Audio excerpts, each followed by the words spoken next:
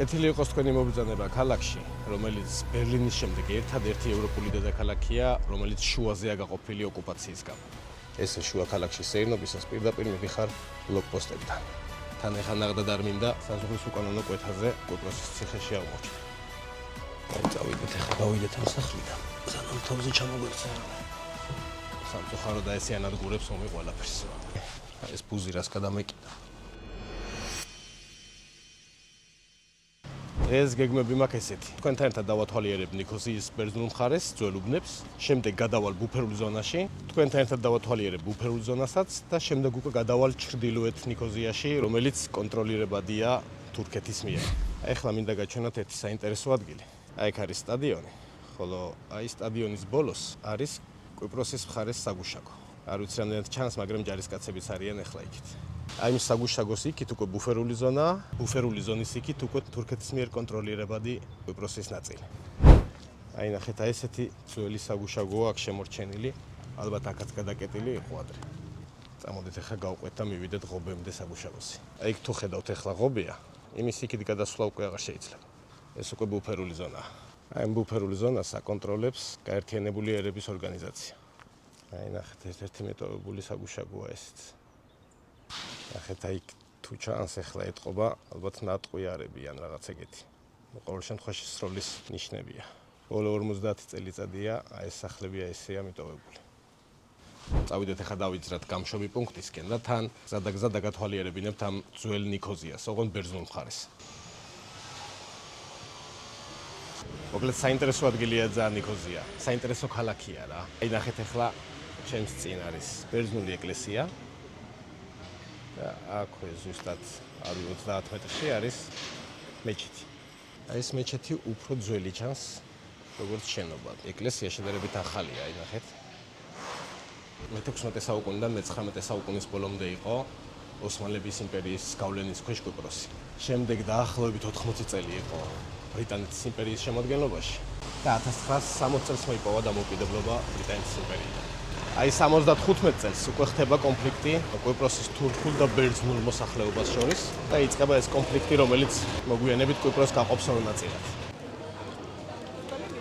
აი კიდევ ერთ გადაკეტილა ერთ ბლოკპოსტს მივად ეკი ახლა გაჩვენებთ. ესე შუა ქალაქში სეირნობისას პირდაპირ მივიხარ ბლოკპოსტებთან. რა თქმა უნდა კვიპროსის და საბერძნეთის დროშებით. ანუ აქ ყველაფერი გადაკეტილია. აი ესე გამოიყურება ძველი ერთ-ერთი სახლი მიტოვებული 50 წლის უკან. მაგრამ აი საკმარისი აქეთ გადმოდგათ ნაბიჯი და ჩვეულებრივი ლამაზი სახლებია, ისეთი პატარა ბერძნული სტილის. აი აქეთ შეგახედეთ, ნახეთ. აი კატები ცხოვრობენ ახლა ბუფერულ ზონაში. იქაც გადაკეტილია, იქაც ვერავინ ვერ გადავა. გადასვლით ახლა გადასვლადია რა, არ არის ისეთი გადაკეტილი, რომ აი ვერავინ ვერ გადავიდეს, ან ვერავინ ვერ გადაძრეს კედელზე ან რამე ეგეთი. მაგრამ კამერებია აბსოლუტურად ყველგან. თან ეხა ნაღდა არ მინდა საზღვრის უკანონო კვეთაზე კვიპროსის ციხეში აღმოჩნდა. კარგი, ახლა საზღვრო ზონაში მივედი და გავთიშავ კამერას, თორე დამიჭერენ. რაღაც საგუშაგოსავით იყო. არ ვიცი გამოჩნდა თუ არა ვიდეოში. როგორც კი კამერა დაინახეს, მაშინვე მოვიდნენ და ამიტომ შევწყვიტა გადაღება. თუმცა არაფერი არ ვთქვათ. ეს არის ნახეთ ჩვეულებრივი ქუჩა. აი ეს ჩვეულებრივად ხალხი ცხოვრობს, სახლებია, კონდიციონერების დგას და აი აქ უკვე გადასვლა აღარ შეიძლება. აი ნახეთ იქ ნიშანიც არის. წარმოიდგინეთ როგორია ახლა გაყოფილ ქალაქში ცხოვრება. საიდან შეგიძლია აი იუნიდან დაინახო ოკუპირებული ტერიტორია. წარმოიდგინეთ თბილისი ან ნებისმიერი ქართული ქალაქი ეგრე შუაზე გაყოფილი. ქალაქი არ ვიცი რამდენად გაყოფილი, მაგრამ ქვეყნის 20%-ზე მეტი რო ოკუპირებულია ყველა მოიცით. ასე რომ ჩვენც ვიცით სამწუხაროდ რას ნიშნავს ოკუპაცია. კიდევ ერთ გადაკეტილ ქუჩას მოვადექი ახლა. თქვენ გაჩვენებთ ახლა როგორ უცებ მთავრდება ქუჩები აქ და ადგები ეგრევე ბუფერულ ზონას. აქ სახელოსნო რაღაცის ესე მანქანები დადიან ჩვეულებრივი ქუჩა. აი აქ რაღაც მაღაზიაც არის და ჰოპ, ბუფერული ზონა. აქ რაღაცას წვავენ კიდეც აი. არ ვიცი ხა იქით ჩანს თუ არა, მაგრამ მეჩეთიც არის იქით მეორე მხარეს. მოვადექი ახლა მთავარ ქუჩას, საიდანაც უკვე შემიძლია გადასვლა ნეიტრალურ ზონაში და შემდეგ უკვე იქიდან თურქეთის მიერ კონტროლირებად კვიპროსში. მოდი ახლა მთავარ ქუჩასაც განახეთ. და ნელ-ნელა უკვე გადავიდეთ იქით. მაღაზიებით არის ავსე, რა თქმა უნდა, მთავარი ქუჩა და კაფეებით. ნიქოზიაში ერთ-ერთი მთავარი ტურისტული ქუჩაა, ასე რომ ყველაფერი აქ არის თავმოყრილი. ფასებზე მინდა ორი სიტყვა გითხრათ. მაგალითად, აქ ეხა მთავარ ქუჩაზე, სადაც მთავარი ტურისტული ქუჩაა, ყავა ღირს, ესპრესო ღირს 2 ევრო. ერთი კოლოფი სიგარეტი მაგალითად დაახლოებით 5 ევრო ღირს. ყოველ შემთხვევაში სიძვირი არ არის რა. აი εκεί უკვე საპასპორტო კონტროლს. აი აქედან შევდივართ ნეიტრალურ ზონაში და შემდეგ უკვე იქით ეგრეთ წოდებულ თურქულ კვიპროსში. ესე განმოვდივარ ახლა ბუფერულ ზონაში. ახლა ვითომ ვიდეოებს ვამოწმებ და ამასობაში ვიღებ იქნებ თქვენს გაჩვენოთ როგორია ბუფერული ზონა. აი ესეთი. აი ესე ყველგან კამერებია.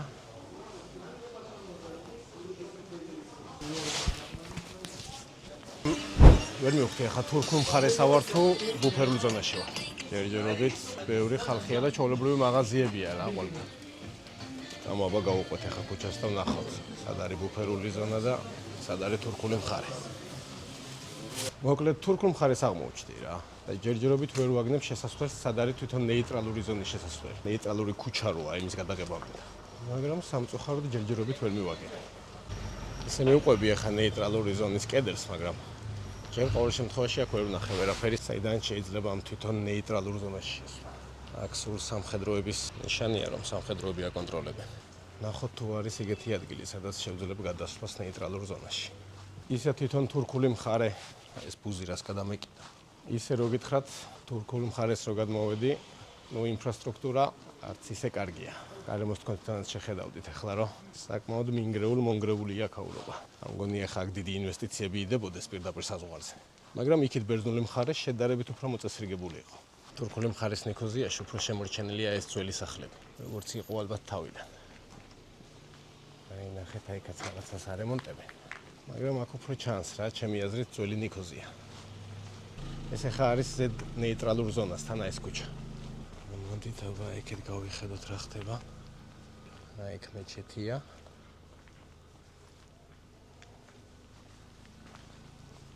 აქეთ უკვე წარწერები სულ თურქულად არის. ფულის ერთეულიც რაც ვნახე, როგორც კი გადმოდიხარ საზღვარზე. არ არის პრობლემა, იღებენ ევროსაც, მაგრამ იღებენ თურქულ ლირასაც. მოკლედ ჯერჯერობით ვერაფერი ვერ გავარკვია, როგორ უნდა მოვხდე ამ ნეიტრალურ ზონაში. სასაზღვრო გამშვები პუნქტებია. იქ არ შეიძლებაო შესვლაო მეუბნებიან გაერთიანებული ერების ორგანიზაციის საშვი გჭირდება. აი დავინახე, რომ ბევრი ხალხი არის შესული და წამოჩვენ შევიდეთ ნახეთ რა ხდება.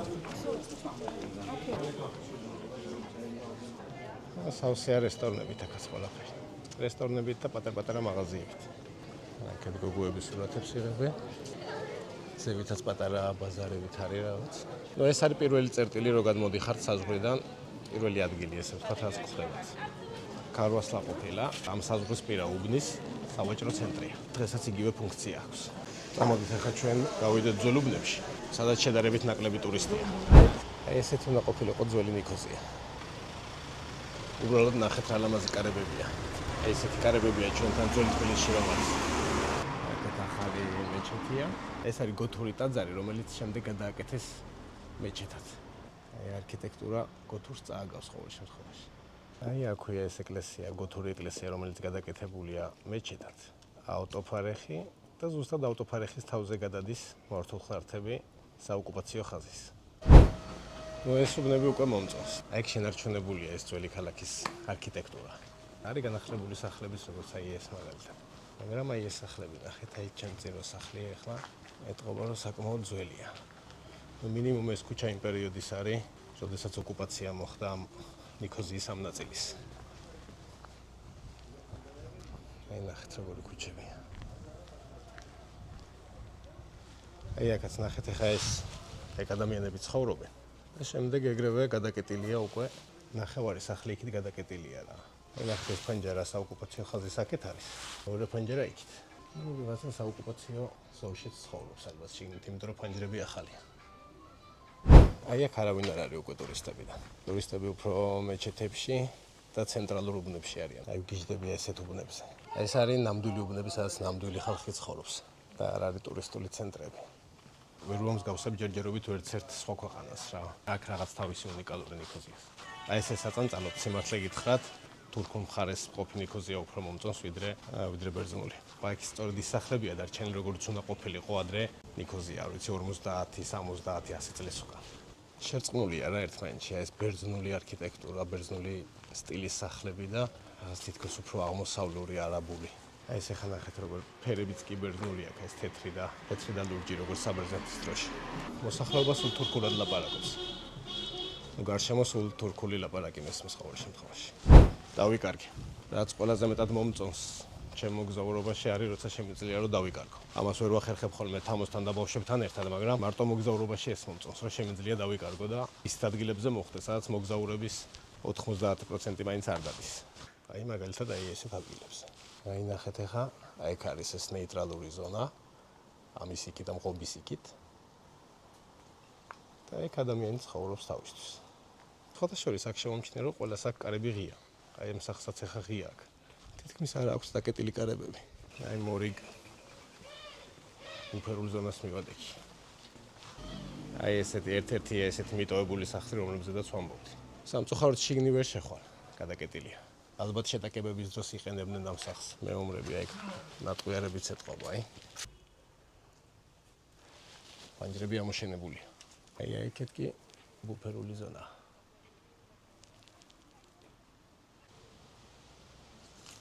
აი წარმოიდგინეთ ახლა ესეთ სახლს ეხლა რო გაჩვენეთ აშენებ თელ შენ დანაზოგს ზედახარჯავ შემდეგ ხდება კონფლიქტი და ესეთი სახლი უნდა მიატოვო და წახვიდე სადღაც სხვაგან საცხოვრებლად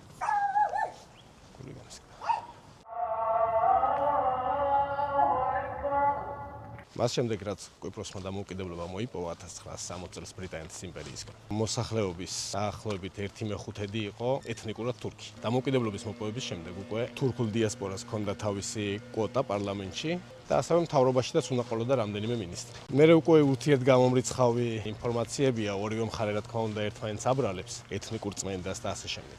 მაგრამ ფაქტია ის, რომ 1974 წელს ხდება გადატრიალება კვიპროსში, რასაც უკვე თურქული მხარე იყენებს, საბაბად რომ შემოიჭრას კვიპროსში. შემოიჭრება თურქეთის რესპუბლიკა, ახდენს კვიპროსის დაახლოებით 1/13-ზე მეტის ოკუპაციას. აი აქ იყო ვიღაცის სახლი, ალბათ არ ვიცი 50 წლის უკან. აი ნახეთ, მთლიანად დაშლილია. აი წინაც თითქმის ჩამონგრეული სახლია. წარმოიდგინეთ, აი ესეთი სახლებით იქნებოდა მთელი ნიქოზია აშენებული. ახლა ესეა მიტოვებული რა დანგრეულია. შეიძლება ყავს კიდეც ვიღა პატრონი. ერთ დროს ვიღაცა ცხოვრობდა ოჯახით. ეს სამწუხაროდ კი აი ესეა დანგრეული და მიტოვებული.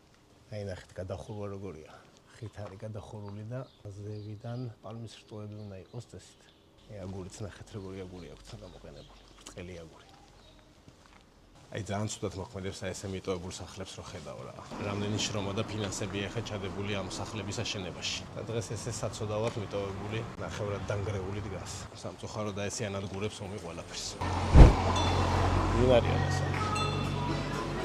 ეს არის ნახეთ.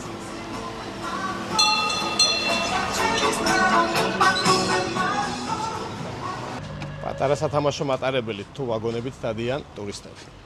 ელაპარაკე ხა მათ მაღალ მატერიებს. მოკლედ ეხლა მინდა ერთი სასტუმრო ვნახო, რავი იმედია შევძლებ გადაღებას, რომელიც ადრე იყო ერთ-ერთი ყველაზე ცნობილი და მდიდრული სასტუმრო მთელ ნიქოზიაში. ნახეთ რა საინტერესო ქანდაკებაა საზღვართან ახლოს. ორი ადამიანი აქეთ-იქით გალიაში. იქით უკვე საგუშაგოა გაერთიანებული ერების ორგანიზაციის. ეს სასაზღვრო ზონაში უკვე მეორედ დავინახე სტადიონის საფეხბურთო. არ ვიცი რამე პროგრამაა თუ შემთხვევითობაა, მაგრამ ეს სასაზღვრო ზონაში უკვე მეორე სტადიონი ვნახე. ესე ადამიანები ზიან, სვამენ, ერთობია. აქვე ორნაბიჯში არის საზღვარი. არ ვიცი სიმართლე გითხრათ, რამდენად შეუძლიათ ადგილობრივებს ესე მარტივად გადასვლა-გადმოსვლა ჩრდილოეთსა და სამხრეთს შორის. წესით არ უნდა იყოს პრობლემა, იმიტომ რომ მე ახლა ჩემი პასპორტით გადმოვედი. ჯგუფები იყვნენ კიდე ტურისტულები ისინიც გადმოვიდნენ. წესით არაფერი პრობლემა არ უნდა იყოს. ეს არის სასტუმრო ლედრა პალას ჰოტელი, რომელიც იყო ერთ-ერთი ყველაზე ცნობილი სასტუმრო ნიქოზიაში. ეხლა მინდა ჩავიდე აი ესე მოუარო და სასტუმროსთან ახლოს გავიარო. სასტუმროსთანაც სამწუხაროდ ჩანს მავთულ ხლართები. აი ეხლა რო უყურებ რა, ერთი მხარეს და მეორე მხარეს. ვინდა წყნარად ცხოვრობს. თავიანთი ცხოვრებით ცხოვრობენ, კაფეებში ზიან, სვამენ, პირდაპირ საოკუპაციო ხაზთან, რამდენიმე მეტრში. ვერ ხვდები, რატო არ შეიძლება რომ ერთად ცხოვრობდნენ ერთ სახელმწიფოში. თუ რა თქმა უნდა ესეც ცალსაკე ცხოვრება არ უნდათ რა. რავი, იმედი მაქვს მიაღწევენ შეთანხმებას და აღარ იქნება ეს საოკუპაციო ხაზები, კონფლიქტის ზონები და ასე შემდეგ. იმედია, ოდესმე ჩვენი ოკუპირებული რეგიონებიდანაც რუსი ჯარისკაცები აიბარგებიან და სწავლენ თავიანთ ქვეყანაში და იქ ცხოვრობენ. ისევ საპასპორტო კონტროლი გამოვიარე ახლა. სიმართლე გითხრათ, ახლა ვერ ხვდები ზუსტად ნეიტრალურ ზონაში ვარ მე მგონი. ჯერჯერობით კვიპროსის კონტროლირებად მხარეს არ გადავსვლა. აი ეს არის სასტუმრო, რომელსაც გეუბნებოდით. ლედრა პალას ჰოტელი. მიტოვებული ჩანს, აი ესე მორთულხლართებია, აი ნახეთ. აი აქვე რაღაც კაფეს მსგავსია, პირდაპირ ნეიტრალურ ზონაში. აი აქ არის ესეთი დაწესებულება, Home of Cooperation. აი აქეთ მხარესაც არის. სადაც ახლა ძირითადად ტურისტები არიან რა, მაგრამ ალბათ ორივე მხარის იქით თურქული კვიპროსის და აქეთ ბერძნული კვიპროსის ხალხი გადმოდის და ერთმანეთთან ურთიერთობს. წამოდით ახლა ერთ-ერთ სახლში უნდა შეგიყვანოთ, რომელიც ბუფერულ ზონაშია. წამოერთად შევიდეთ და ერთად ნახოთ აქ რა ხდება. საერთაშორისო ორგანიზაცია, რომელიც ამ ბუფერულ ზონაში მუშაობს, იმათმა მითხრეს, რომ შეიძლება შესვლა, ოღონდ არ არის უსაფრთხო. ნახეთ აქ რა ხდება. აი ამ სახლს რაღაც დაეცა. ალბათ რაღაც დაეცა სახლს. აქეთ ნახოთ რა ხდება.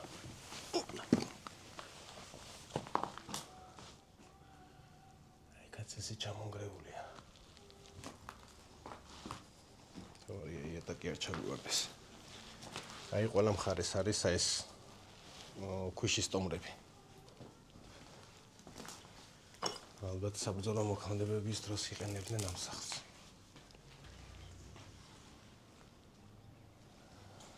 განადგურებულია.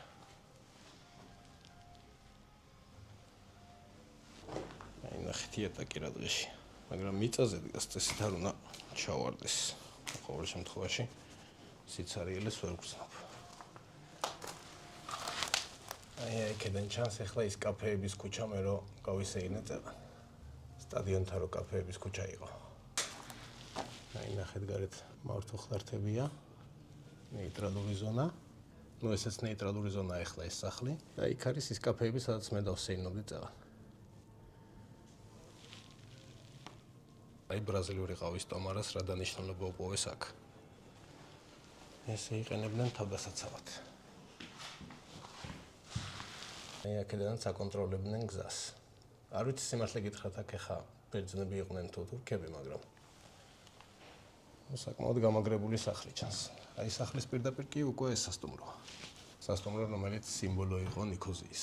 საინტერესოა ვისი იყო ეს სახლი. საკმაოდ დიდი სახლია. 10-მდე ოთახი მაინც არის. ეთყობა რა ვინმე შეძლებული სახლი იყო.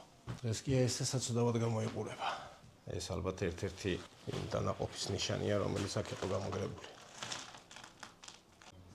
აი წავიდეთ ახლა, გავიდეთ ამ სახლიდან. სანამ თავზე ჩამოგვექცა რამე. ესეთი ადგილებზე საკმაოდ ძიმი აურა დგას რა. რამდენი ადამიანი შეეწირა ახლა ამ სახლის ან დაკავებას, ან შენარჩუნებას, შეტევას, დაცვას მარტო ერთი სახლის. ხო წარმოგიდგენიათ. აი ესეთ რაღაცები მოაქვს ომს რა. სამწუხაროდ კაცობრიობამ ეს ვერ გაიგო დიდმა ნაწილმა ყოველ შემთხვევაში. მათ შორის ჩვენმა ჩრდილოელმა მეზობელმა ვერ შეიგნორო, რომ ომს მოაქვს მხოლოდ ნგრევა, მხოლოდ სიკვდილი, ოჯახების განადგურება, ბავშვების დაობლება, ადამიანების დასახიჩრება. აი ესეთ რაღაცები მოაქვს ომს რა. ესენი ნახეთ უბრალოდ, აი სadzიან, ეხა ნახეთ თურქულ მხარეს. აი გზიან, ეხა გოგო და ბიჭი. პირდაპირ მართოხლართებთან. თუ არ ვიცი გოგოები არის. და იქვე არის პირდაპირ დროშა. აი აქ ზის ხალხი. აი აქ კედელია, რომელიც ყოფს ამ ორ ხალხს ერთმანეთისგან. და წარმოიდგინეთ, ახლა მე ვარ ბერძნულ ნიქოზიაში. ისინი იყვნენ თურქულ ნიქოზიაში. არ ვიცი რა უნდა ვთქვა. არ ვიცი, აი რამდენიმე მეტრი ყოფს ახლა ადამიანებს ერთმანეთისგან და ესეთი მართოხლართები. მოკლედ გადმოვედი ახლა ბერძნულ კვიპროსში და რაც მინდოდა მეთქვა რა, ორივე მხარე ნახეთ. ნუ რა თქმა უნდა, ბერძნული კვიპროსი უფრო განვითარებულია, ინფრასტრუქტურაც მოწესრიგებულია.